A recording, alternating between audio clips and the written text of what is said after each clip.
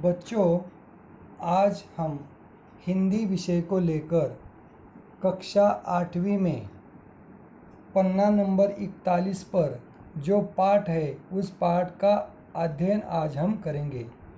ये पाठ एक ऐतिहासिक घटना का साक्षात्कार है। इस ऐतिहासिक घटना के माध्यम से यहाँ पर हमें लेखक आज़ादी के माध्यम से आज़ादी के बारे में हमें जानकारी देना चाहते हैं, जैसे कि आनंद मठ की ललकार। इस ऐतिहासिक घटना के माध्यम से अंग्रेज हमारे ऊपर कैसा अन्याय और अत्याचार करते थे, इसकी जानकारी यहाँ पर वो हमें बताना चाहते हैं और अन्याय अत्याचार से हमें बचाना चाहते हैं। जैसे पाठ क्रमांक 6 पन्ना नंबर 41, पाठ का नाम है आनंद मठ की ललकार। बंकिम चंद्र चट्टोपाध्याय पश्चिमी बंगाल के खुलना जिले के डिप्टी मैजिस्ट्रेट थे। देखो, बंकिम चंद्र चट्टोपाध्याय कौन थे? पश्चिम बंगाल में खुलना जिले के डिप्टी मैजिस्ट्रेट थे, यानी डेप्यूटी मैजिस्ट्रेट, उपजिलाधिकारी। उनके इलाके में रहने वाला मोरल नाम का एक अंग्रेज कानून की धज्जियाँ उड़ाता रहता था। जैसे हमारे ऊपर राज्य करने के लिए अंग्रेजों ने कानून बनाया था, उन्हीं कानून का मिजाज लेकर मोरल नाम का अंग्रेज अधिकारी कानून की हमेशा धज्जियाँ उड़ाता रहता था। उसको यह भ्रांति थी कि उसके मुख से निकले शब्द ही इस धरती का कानून है। अंग्रेज होने के माध्यम से उसे हमेशा लगता था, भ्रम रहता था कि उसके मुख से जो भी शब्द निकले यही कानून मानकर सबने उसके साथ चलना है, उसके रौब के नीचे ही रहना है, यही मेरा कानून है। वह स्थानीय किसानों पर जबरदस्ती नील की खेती करने का दबाव डालता रहता था। नील की खेती करने के लिए वो क्या करता था? किसानों पर हमेशा दबाव डालता था। जब कुछ किसानों ने इस आज्ञा की अवहेलना की, अवहेलना करना यानी इसे न मानने का प्रयास किया, तो उसने क्या किया? देखो, अवहेलना करना यानी उसके नील की खेती करने के लिए विरोध करना। जब कुछ किसानों ने इस आज्ञा की अवहेलना की तो उनके घर जला डाले और कुछ किसानों को तो उसने गोलियों से भून डाला, यानी उनके ऊपर गोलियां चलाई। ऐसा था उसका आतंक, यानी आतंकवादी की तरह वो क्या करता था? अपने मन में जो आए उसी प्रकार कानून बनाकर लोगों के ऊपर जबरदस्ती करता था। नील की खेती करने के लिए उसकी आज्ञा का न पालन किया तो वो उनके ऊपर अन्याय करता था, उनके घर जला डालता था, गोलियों से उन्हें भूनता था। इस प्रकार के अन्याय अत्याचार वो भारतीय लोगों के ऊपर करता था। अत्याचार की यह कहानी उड़ते उड़ते यानी बातों बातों से बंकिम चंद्र चट्टोपाध्याय जी के कानों तक जा पहुंची, जो उस जिले के वो क्या थे? डिप्टी मैजिस्ट्रेट थे। उनका खून खौल गया। खून खौल उठना इसका मतलब है उन्हें अत्यंतिक क्रोध आ गया उस अंग्रेज अधिकारी पर। उनका खून खौल गया और उन्होंने उस अपराधी को सजा दिलाने की ठान ली। मोरल अपने अंग्रेज होने के गर्व में एक हिंदुस्तानी मैजिस्ट्रेट को कुछ समझता ही नहीं था। मोरल अंग्रेजी अधिकारी होने के वास्ते वह हिंदुस्तानी मैजिस्ट्रेट को कुछ महत्व नहीं देता था, कुछ उनकी बात नहीं मानता था और वह मैजिस्ट्रेट की हैसियत से उनके साथ ठीक तरह का व्यवहार भी नहीं करता था। बंकिम चंद्र ने कानूनी कार्रवाई शुरू की तो मोरल ने उन्हें पैसे का लालच दिखाया। जैसे ही डिप्टी मैजिस्ट्रेट यानी बंकिम चंद्र जी ने मोरल यानी उस अंग्रेजी अधिकारी पर जब कानूनी कार्रवाई की तो उन्हें वह पैसों की लालच देने लगा, घूस देने लगा। जल्दी ही उसका भ्रम टूट गया और ये घूस देने का उसका भ्रम जो है ना टूट गया, क्योंकि बंकिम चंद्र चट्टोपाध्याय बहुत ही ईमानदार और भारतीय अधिकारी डिप्टी मैजिस्ट्रेट थे। बल्कि इस घूस देने की वजह से, लालच देने की वजह से उन्होंने अपना शिकंजा और भी कसा। उन्होंने मॉरल अधिकारी के गले में कानून का शिकंजा इस तरह से कसा कि वह उस शिकंजे में आकर जेल में घुट घुट कर नहीं मरना चाहता था। उन्हें अब पता हो गया मॉरल अधिकारी को कि अपने ये भारतीय अधिकारी डिप्टी मजिस्ट्रेट अब हमें छोड़ने वाली नहीं है। उन्होंने जब अधिकार जताने का प्रयास किया तो उसने लालच देने का प्रयास किया। वह जेल में घुट घुट कर नहीं मरना चाहता था, यानी घुट घुट कर यानी घुटन भरी जिंदगी जेल में बिताना नहीं चाहता था। अतः जान बचाकर भाग खड़ा हुआ। फिर वह इस ओर कभी लौट कर नहीं आया, यानी अपनी जान बचाने के लिए वो क्या किया, वहाँ से जब भागा के बाद में फिर वो लौट कर नहीं आया। आगे, इस न्याय का समाचार जंगल की तरह चारों ओर फैल गया। लोगों ने चैन की सांस ली। किस लिए चैन की सांस ली? तो मॉरल अधिकारी से शिकंजे से अब हम छूट गए। बंकिम ने एक मित्र ने टिप्पणी की। बंकिम के एक मित्र थे, उन्होंने टिप्पणी की इसके ऊपर। टिप्पणी यानी टीका, आलोचना करना, अच्छी टिप्पणी करना। जैसे बंकिम के एक मित्र थे, उन्होंने टिप्पणी की, वह बदमाश तुमसे बचकर तो भाग गया, पर जंगली जानवरों ने उसे छोड़ दिया होगा ऐसा नहीं लगता। यहाँ से तो वो भाग गया, लेकिन जंगली रास्ते में जंगली जानवरों ने उसे छोड़ दिया होगा ऐसा नहीं लगता। बंकिम गंभीर थे, उन्होंने मित्र से पूछा, बता सकते हो मॉरल जैसे आदमी क्यों इतनी हिम्मत दिखाते हैं? उन्होंने सवाल किया अपने मित्र से, कहा कि बता सकते हो मॉरल जैसे आदमी क्यों इतनी हिम्मत दिखाते हैं? भाई मेरे, भारत पर अंग्रेजों का अधिकार है। वे ही हमारे लिए कानून बनाते हैं और उनमें से कुछ खुद ही उन कानूनों का उल्लंघन कर डालते हैं, यानी कानून को मानते नहीं बल्कि उसे तोड़ते हैं, और फिर भी साफ बच निकलते हैं। जब तक हम अंग्रेजों के अधिकार से स्वतंत्र नहीं हो जाते, सब कुछ ऐसा ही चलेगा। इसलिए हमें अंग्रेजों के अधिकार से अब स्वतंत्र होना है, नहीं तो ये ऐसा ही आगे चलेगा। हम भारतीय निचले दर्जे के नागरिक ही बने रहेंगे। मित्र ने उत्तर दिया, हम भारतीय निचले दर्जे के नागरिक ही बने रहेंगे। मित्र ने उत्तर दिया, मैं भी यही सोचता हूँ, बंकिम ने कहा।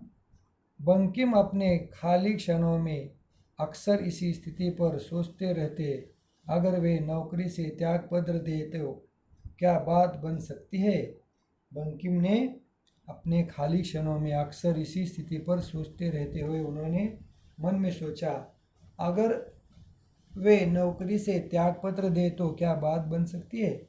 यदि मैं ये अंग्रेजी की अधिकार वाली नौकरी यदि छोड़ दूँ तो इससे बात बनेगी? बल्कि इस नौकरी के अधिकार से तो वे मॉरल जैसे अपराधी को सजा दिला सकते हैं। इससे लोगों का कुछ तो भला होता ही है। यानी दूसरी बात उन्होंने इस तरह से सोची कि मॉरल जैसे अधिकारी लोग भारतीय जनता के ऊपर अन्याय अत्याचार करते हैं, ऐसे अंग्रेजी अधिकारियों को सज़ा दिला सकते हैं। इससे लोगों का कुछ तो भला होता ही है। पर देश को आज़ाद कराने के लिए वे क्या करें? सोचते सोचते उन्हें लगा कि गुलाम देश में भी विचार प्रक्रिया तो स्वतंत्र है। उन्होंने सोचा कि गुलाम देश में तो विचार प्रक्रिया स्वतंत्र है। सोचते सोचते उन्हें लगा कि गुलाम देश में भी विचार प्रक्रिया तो स्वतंत्र है। आगे के पन्ने पे देखिए, उनके सोचने पर किसी किस्म का बंधन नहीं था। वे बैठे बैठे सोच रहे थे कि गुलाम देश में सोचने पे तो कुछ पाबंदी नहीं है। उनकी कलम तो उनकी अपनी है, जो चाहे लिखे। उनके 2 उपन्यास प्रकाशित हो चुके थे। इससे उनकी लेखनी का आत्मविश्वास बहुत बढ़ गया था। आज तक उन्होंने अपने विचार लिखते हुए 2 उपन्यास पूरे किए थे। इससे उनके लिखने का जो ढंग था, आत्मविश्वास था, वो और भी बढ़ गया। आगे 1875 में वे कुछ दिनों की छुट्टी लेकर घर आए। रास्ते में ट्रेन में बैठकर प्रशासनिक जिम्मेदारियों को पीछे छोड़ आने से वे एकदम हल्का महसूस कर रहे थे। 1875 में जब वो घर पर वापस आए तो उन्होंने प्रशासनिक अपनी जिम्मेदारियों को पीछे छोड़ा था। उन्होंने त्यागपत्र दिया था और इसकी वजह से, त्यागपत्र देने की वजह से, जिम्मेदारियों को छोड़ने की वजह से वे एकदम हल्का सा महसूस कर रहे थे कि जैसे सर से बोझ कम हुआ, उतर गया। उनकी विचारधारा देश की परिस्थितियों की ओर मुड़ गई। उन्होंने अपने देश के माध्यम से, अपने विचारों के माध्यम से, उनकी विचारधारा जो थी अपने देश की परिस्थितियों की ओर मुड़ गई। कहने को तो वे एक बड़े अफसर है, पर समूचे प्रशासन चक्र में उनका साथ क्या है, एक पेंच। अंग्रेजी अधिकारियों के साथ काम करने के माध्यम से उनका स्थान तो बड़ा है, लेकिन इतना भी बड़ा नहीं जैसे एक पहिया में जो पहिया यानी चक्र होता है उसमें कई कितने प्रकार के पेंच होते हैं, जैसे कि साइकिल के पहियों के बीच जो आरे होती है, तारे होती है, उस प्रकार समूचे प्रशासन चक्र में उनका स्थान क्या है, एक पेंच। हाँ, ठीक ही है, ठीक ही तो है।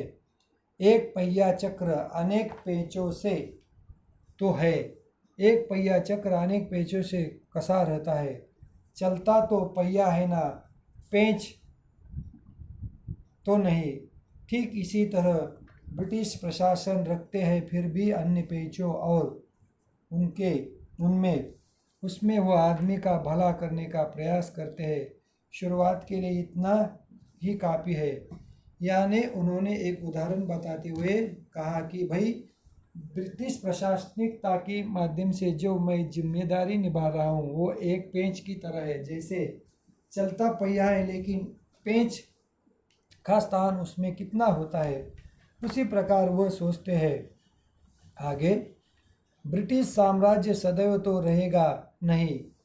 ठीक है, 1857 के गदर में भारतीयों को मात खानी पड़ी।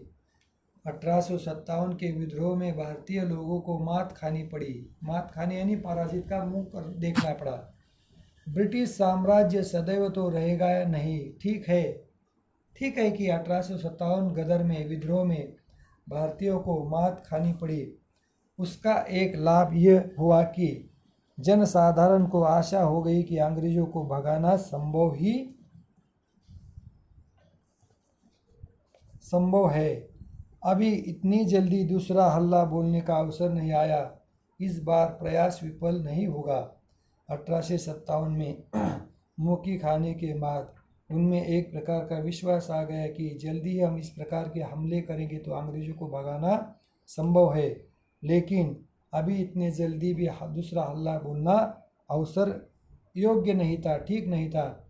इस बार प्रयास विफल नहीं जाएगा, इसलिए हमें रुककर उनके ऊपर हमला करना है, हल्ला बोलना है, जैसे 1857 के समय बोला था। आगे, बंकिम की यह आशावादी सोच निराधार नहीं थी। प्रशासन को सुदृढ़ करने के लिए संचार व्यवस्था को मजबूत बनाने का फैसला हो चुका था। अंग्रेजों की प्रशासन व्यवस्था को निराधार नहीं थी। प्रशासन को सुदृढ़ बनाने के लिए संचार व्यवस्था को मजबूत करने के लिए फैसला हो चुका था। तार भेजने के लिए नई लाइनें डाली रही थी। रेल व्यवस्था का विस्तार किया जा रहा था। इतने कार्यों के लिए दफ्तरों में क्लर्कों की जरूरत थी। अतः स्कूलों में अंग्रेजी शिक्षा शुरू हो चुकी थी। देखो, अंग्रेजों ने सोच लिया था कि आप प्रशासन को सुदृढ़ बनाने के लिए हमें मजबूत व्यवस्था करनी होगी, संचार को व्यवस्था को मजबूत बनाना होगा, तार भेजने के लिए लाइनें डालनी होगी, रेल व्यवस्था में सुधार करना होगा। इतने कार्यों के लिए दफ्तरों में कुछ क्लर्कों की जरूरत थी। अतः स्कूलों में अंग्रेजी की शिक्षा शुरू हो चुकी थी। आगे, अंग्रेजी सीखने से यह फायदा हुआ कि प्रांतीय भाषाओं की बाधा के बिना अंग्रेजी से समूचे भारत के बीच जैसे ही एक सौहार्द भरा संबंध बन गया था। अंग्रेजी स्कूल में पढ़ने के बाद अंग्रेजी की भाषा मैंने सीखी थी, तो इसके कारण मैं बिना बाधा के अंग्रेजी भाषा में अपने विचार रख सकता था। सौहार्द भरा बंधन बन गया था। अपनी बात कहना और समझाना आसान हो गया था। अपनी बात कहते हुए अंग्रेजों को समझाना आसान हो गया था। अंग्रेजों ने जिस भाषा के माध्यम से प्रशासन को मजबूत करना चाहता, अंग्रेजों ने अंग्रेजी विषय को लेकर अपनी प्रशासन व्यवस्था को मजबूत करना चाहता, उसी भाषा ने भारतवासियों को एक दूसरे से जोड़ दिया था। अंग्रेजों ने जो भाषा सिखाने की शुरुआत की थी, उस भाषा ने ही अंग्रेजों के साथ जोड़ने के लिए भारतवासियों को एक दूसरे के साथ जोड़ दिया था। इस तरह से बंकिम चंद्र चट्टोपाध्याय एक बहुत ही डिप्टी मैजिस्ट्रेट थे, जो अपने भारत देश को आज़ाद करने के लिए प्रयास करते थे। जो भी अंग्रेजी अधिकारी उनके ऊपर, अपने भारतीय लोगों के ऊपर अन्याय करता तो उसका विरोध करते और उनको कहते कि ऐसे अंग्रेजी अधिकारियों को तो उनके ऊपर मुकदमा चला जाए, प्रशासन का शिकंजा उनके ऊपर अच्छी तरह से कसा जाए। इस तरह से हमने यहाँ तक का अध्ययन किया है। इसके आगे की जानकारी हम आगे की ताशिका के समय करेंगे। अब इसके लिए आपको होमवर्क रूपी एक प्रश्न देता हूँ, जिसका जवाब हमें 10 वाक्यों में लिखकर आपको व्हाट्सएप के जरिए सेंड करना है। जैसे, बंकिम चंद्र चट्टोपाध्याय जी कौन थे, उनके बारे में 10 वाक्य लिखिए। बंकिम चंद्र चट्टोपाध्याय कौन थे, उनके बारे में 10 वाक्य लिखिए और लिखकर मुझे व्हाट्सएप के जरिए सेंड करें। धन्यवाद। यहाँ पर हम रुकते हैं।